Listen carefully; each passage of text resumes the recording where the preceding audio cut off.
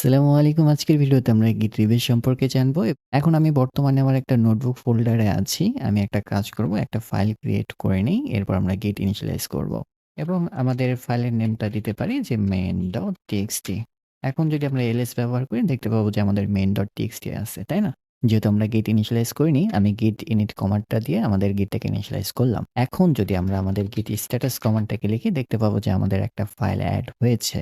এবং আমরা চাইলে cat কমান্ড দ্বারা আমাদের main.txt তে কি আছে আমরা সেই জিনিসটাকে দেখতে পারি। এখন যেটা করব এটাকে এড এবং কমিট করব। আপনারা এই জিনিসগুলো প্রিভিয়াস ভিডিওতে দেখেছেন। সো এই জিনিসগুলো এক্সপ্লেইন করার কিছু নেই।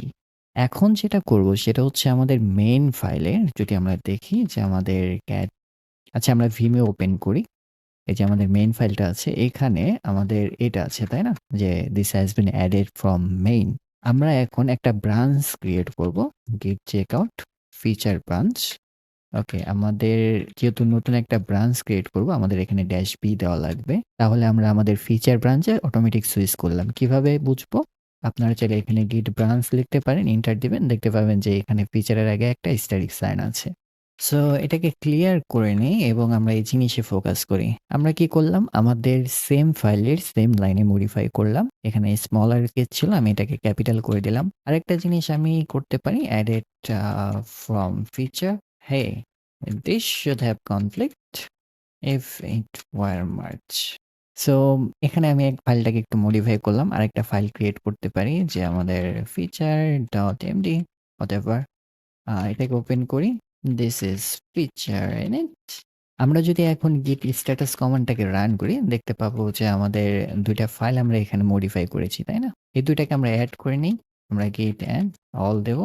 এরপর আমরা git commit m দেব হচ্ছে init feature। আমরা আছি আমাদের ফিচার ব্রাঞ্চে। আমরা এখন মাস্টার ব্রাঞ্চে চলে যাব।